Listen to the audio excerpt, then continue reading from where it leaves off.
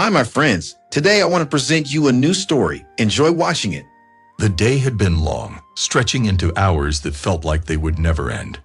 My feet ached, my back throbbed, and I was dead tired.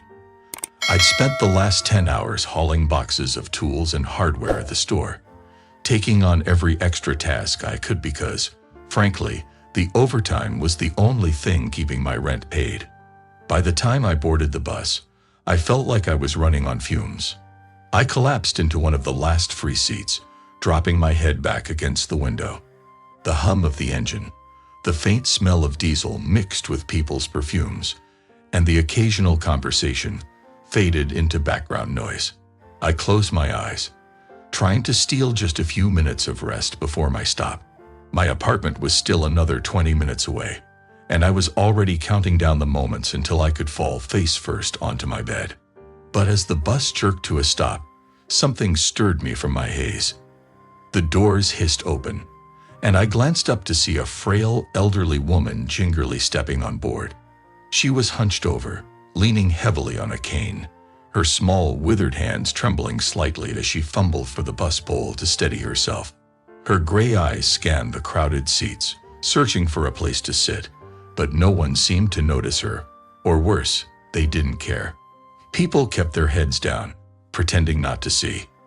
It's like they were deliberately looking away, as if acknowledging her would suddenly burden them with the responsibility to act.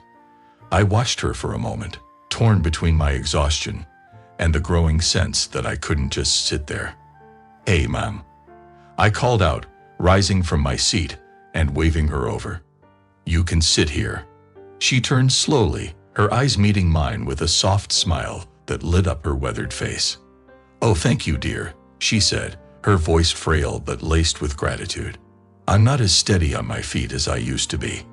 I helped her to my seat, watching as she lowered herself carefully onto the worn fabric. The bus lurched forward again, and I grabbed onto one of the overhead handles, bracing myself against the sway. "You didn't have to give up your seat," she said softly, looking up at me with those kind, tired eyes. "Young men like you work hard all day. I can tell." I shrugged, offering her a faint smile. "It's no problem. I'm used to standing." "You have a good heart," she murmured, her voice almost a whisper, but her words clung to me like a warm breeze. Not everyone would do that, you know.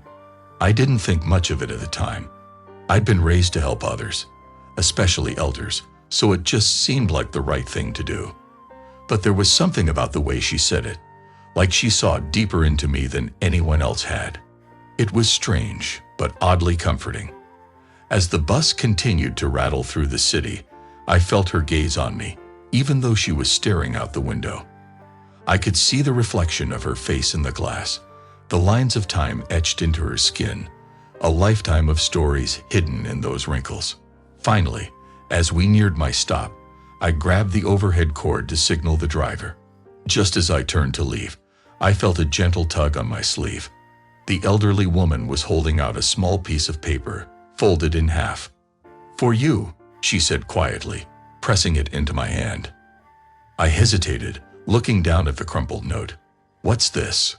Her eyes twinkled, a mysterious smile curling on her lips. "It's something you'll need." I raised an eyebrow, confused. "Need? I don't understand." "You'll see," she replied softly, patting my hand with her bony fingers. "Sometimes, the smallest acts of kindness come back to us in ways we never expect." I didn't know what to say. The bus came to a stop, and the doors slid open.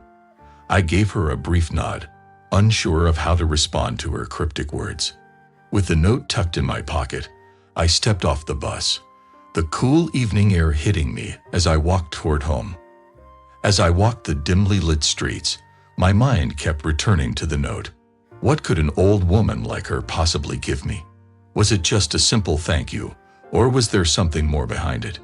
My fingers itched to open it, but I waited until I was inside my apartment, away from the noise and distractions. When I finally unfolded the paper, I found an address scrawled in elegant looping cursive, along with a 4-digit code beneath it. That was it. No explanation, no instructions, Just an address and a code. What the hell? I muttered to myself, holding the note up to the dim light of my bedside lamp. I turned it over, searching for more information, but there was nothing else. I sat on the edge of my bed, staring at it like it held some kind of hidden meaning, but none of it made sense. Why would she give me this? Was it a mistake? Maybe she thought I was someone else, or maybe it was just an old woman's eccentricity. Still, curiosity gnawed at me. I folded the note again, slipping it back into my pocket. I couldn't shake the feeling that there was something more to it. Something important. But for now, I was too tired to dwell on it. Whatever mystery lay behind that address, it would have to wait until tomorrow. I kicked off my shoes, collapsed onto my bed, and let sleep take me. Little did I know, that small, selfless act would be the first step in a journey that would change my life forever. Days passed, but the note lingered in the back of my mind like a stubborn whisper I couldn't shake. Every time I reached into my pocket, my fingers brushed against the soft fold of the paper, and a rush of questions surged forward. Who was she? Why that address? What could she possibly want from me? I told myself it was nothing. It had to be. Maybe she was just lonely, and this was her way of reaching out for companionship. But something about her eyes, the way they sparkled as she handed me that note, kept pulling me back to it. I couldn't ignore it. One Friday evening, after another grueling day at work, I finally caved. I was tired of wondering. I unfolded the note again, stared at the address, and made the decision. I'd go. I'd see what this was all about. The address led me to the outskirts of town, far from the bustling city streets I knew. The bus dropped me off at the edge of a narrow road, surrounded by trees that seemed to lean inwards, creating a canopy over the path. The air was cooler here, quieter too. As I walked further down the road, the noise of the city faded, replaced by the rustling of leaves and the distant chirp of crickets. I checked my phone's GPS. I was close, just another few hundred feet. That's when I saw it. The estate rose ahead, almost hidden behind a thick iron gate and a towering hedge that seemed to protect it from prying eyes. The mansion itself was grand, bigger than anything I'd ever seen up close, with ivy crawling up the stone walls and large bay windows that glimmered faintly in the twilight. It was the kind of house you'd expect to see in a movie, not in real life. I stood there for a moment, just staring at it, trying to make sense of why I was here. This had to be a mistake. There was no way the woman I'd met on the bus lived in a place like this.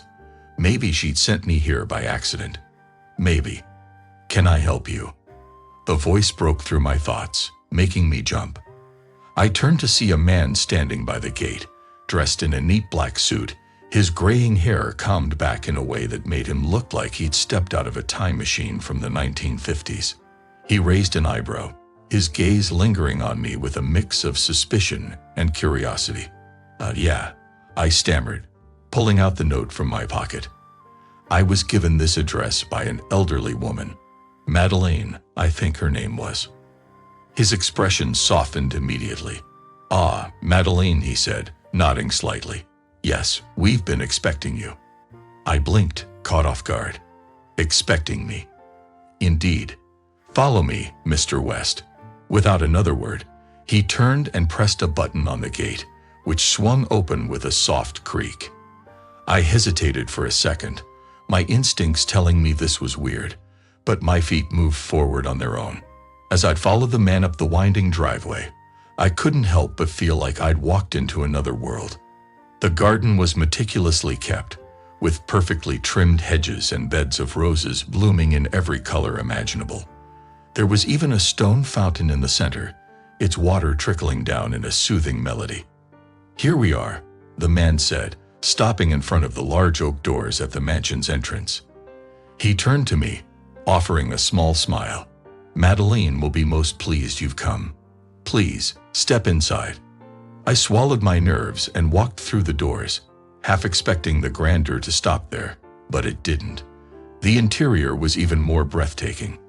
High ceilings with intricate chandeliers, walls lined with art that looked older than anything I'd ever seen, and the faint smell of lavender that drifted through the air. "Mr. West," a soft, familiar voice called out from the far end of the room. I turned to see her. The same elderly woman from the bus, sitting in an armchair by the fireplace, her hands clasped delicately in her lap. She was dressed in a fine lavender blouse and a flowing skirt, looking every bit like the mistress of the estate. The frailness I'd noticed before was still there, but there was something different about her now. Something regal.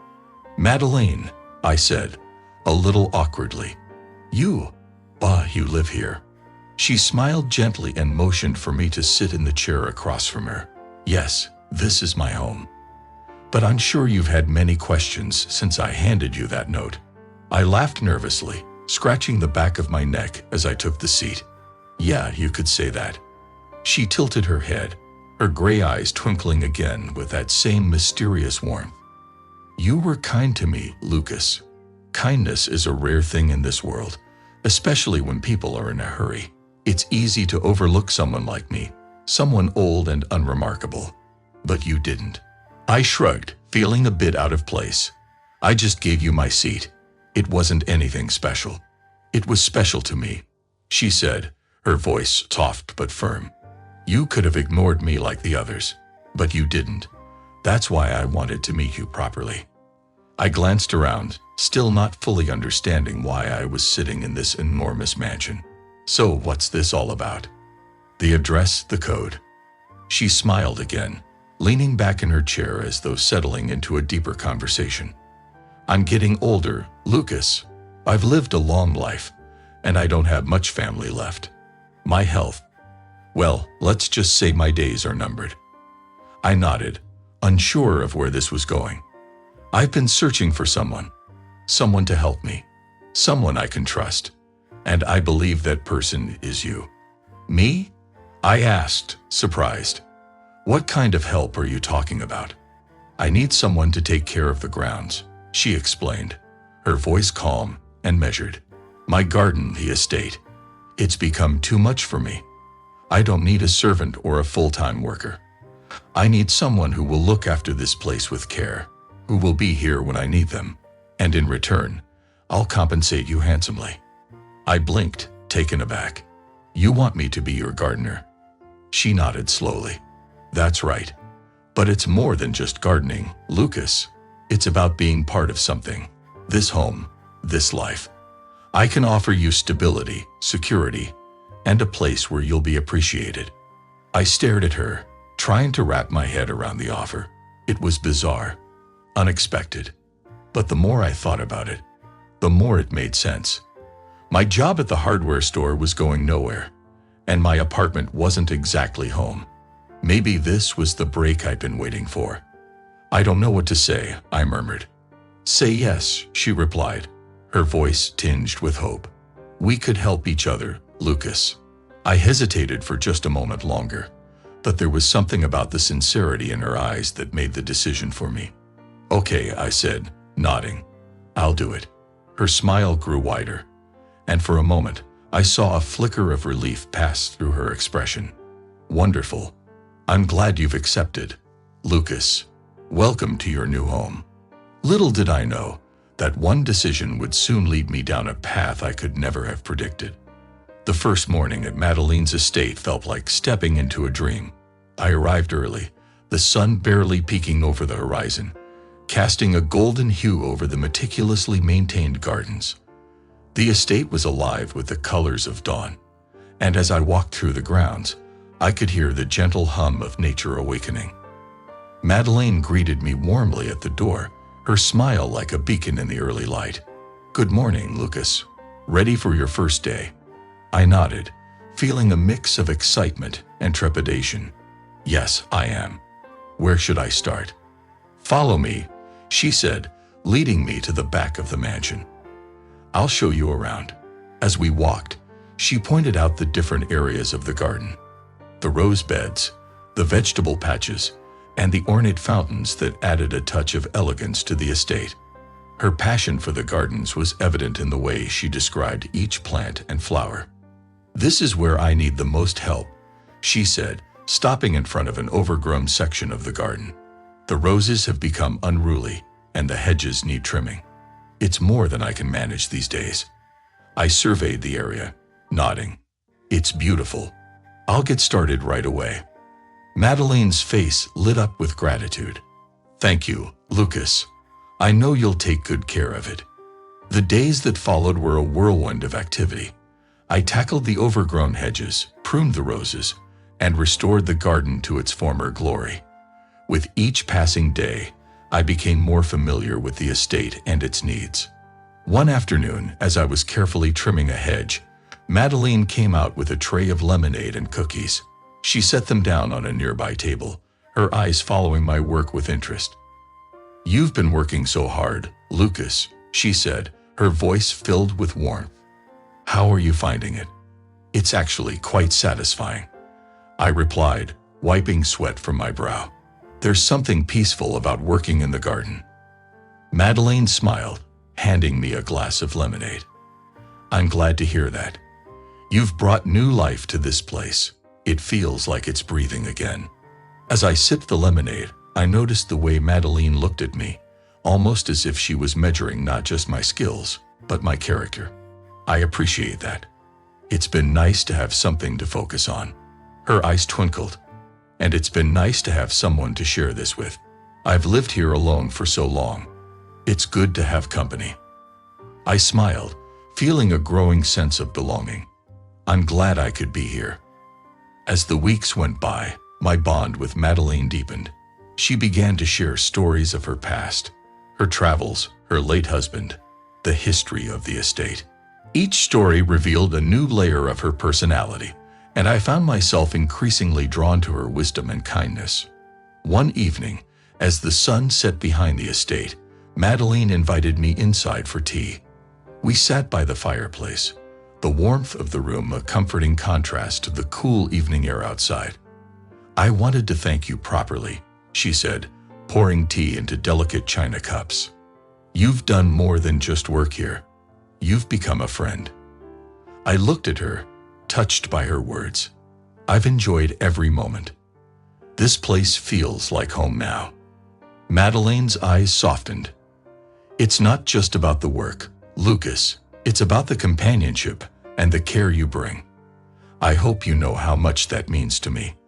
"I do," I said, feeling a sense of pride and contentment. "I'm grateful for the opportunity." She reached across the table, placing her hand on mine. "And I'm grateful for you." As I sipped my tea, I realized how much had changed since that first encounter on the bus.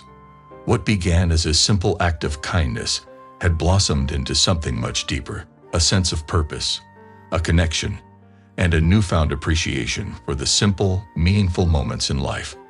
The estate, with its tranquil beauty, had become my sanctuary. The familiar rhythm of morning dew, the gentle rustle of leaves, and Madeline's cheerful greetings made each day feel secure. But that sense of peace was shattered one fateful night.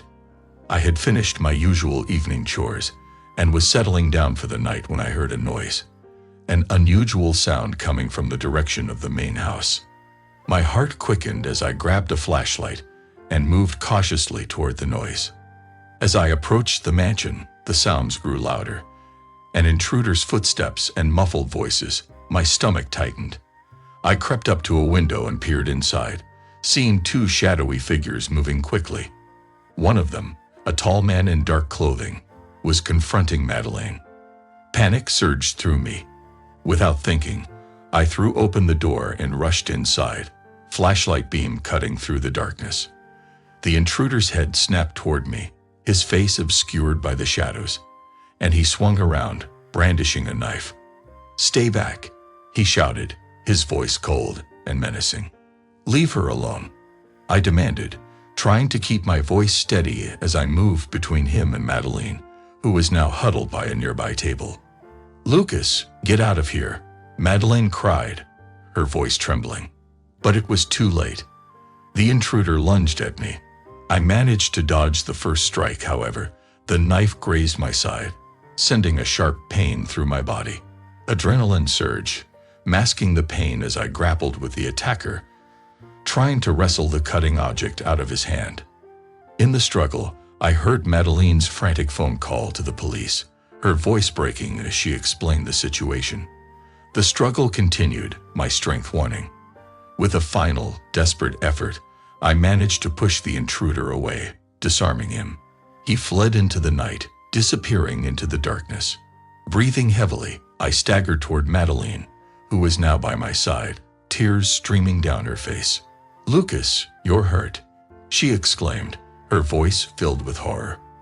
"I'm okay," I said, though my vision was starting to blur. "Just need help." Madeleine's hands shook as she applied pressure to the wound, her face pale with worry. "The ambulance is on its way," she said, her voice trembling. "Hold on, please." The ride to the hospital was a blur of sirens and flashing lights. In the emergency room, doctors and nurses swarmed around me, their voices a mix of urgent commands and soothing reassurances. I was rushed into surgery, the world falling away as the anesthesia took hold. When I woke, the bright hospital lights were almost blinding. I turned my head to see Madeleine sitting beside me, her eyes red from crying. "Lucas," she whispered, her voice filled with relief. "You're awake." I tried to smile, but it felt weak and strained. "Madeleine, are you okay?" She nodded, her eyes glistening with gratitude. "Thanks to you. I don't know what would have happened if you hadn't been there."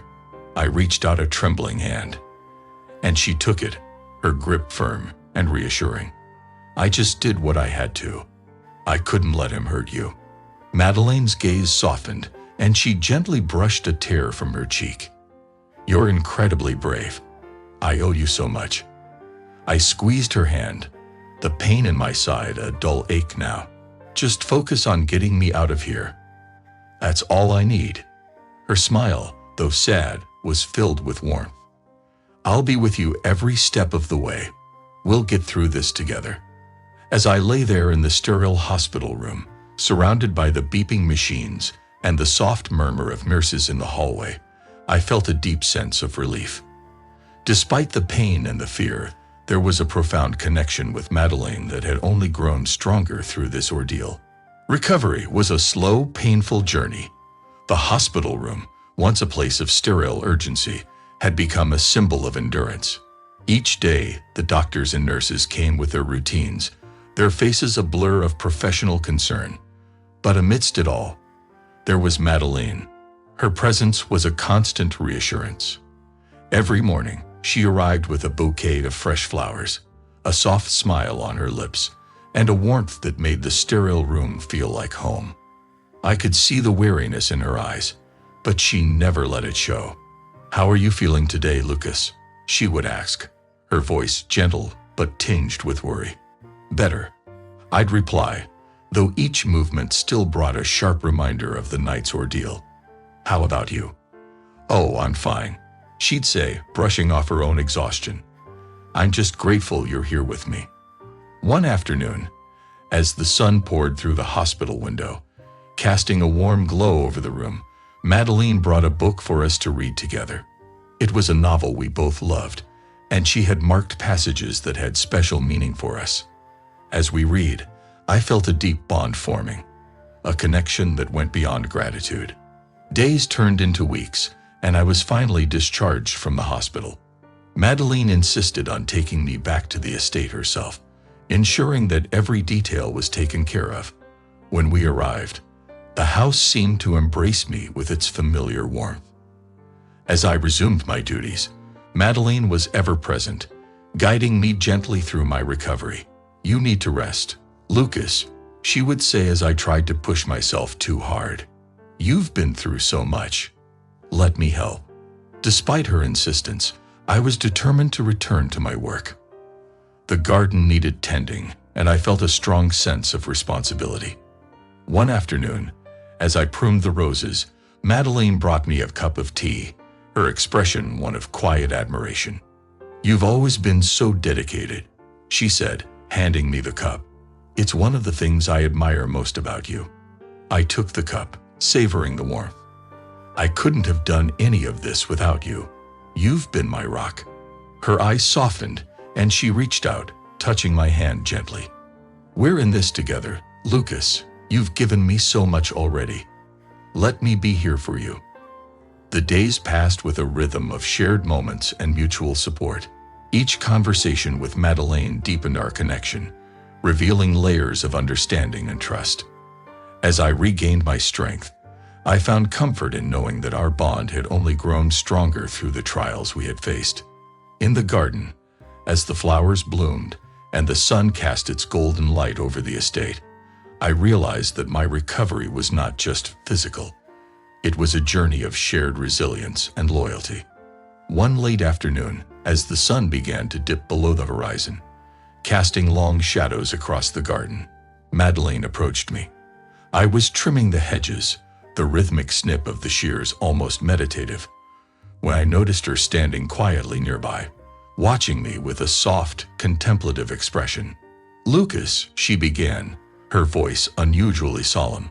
I put down the shears and turned to face her, sensing that something important was about to be said. "There's something I need to tell you, something I've been thinking about for a while now." I furrowed my brow, unsure of where the conversation was headed. "What is it, Madeleine?" She took a deep breath, her hands clasped in front of her. "I have no family left, Lucas. No one to leave this house to when I'm gone." And I thought long and hard about it. My heart skipped a beat, and I started to shake my head in protest, but she held up her hand to stop me. "You've done so much for me," she continued, "not just in taking care of the house and the garden, but in being here, truly being here for me when I needed it most. You've brought life back into this place, Lucas, and more than that, you've become like family to me." She paused, her eyes misting over slightly. "I want to bequeath the house to you when I'm gone." I stared at her in disbelief. "Madeleine, I don't know what to say." "You don't have to say anything, Lucas," she said, smiling warmly. "I know you'll take care of the house and garden as well as you've always done. And it brings me peace knowing that this place, my home, will be in hands that care for it as much as I do." I stood there, speechless, emotions swirling inside me. The magnitude of her words, her trust in me, felt overwhelming. But as I looked at her, I saw the sincerity in her eyes. This was not just a house. It was a legacy, one that she was entrusting to me. "I'll look after it," I finally managed to say, my voice thick with emotion. "I promise you, Madeleine, I'll take care of it, just as you have." She smiled softly, a look of contentment settling over her face. "I know you will, Lucas. I know you will."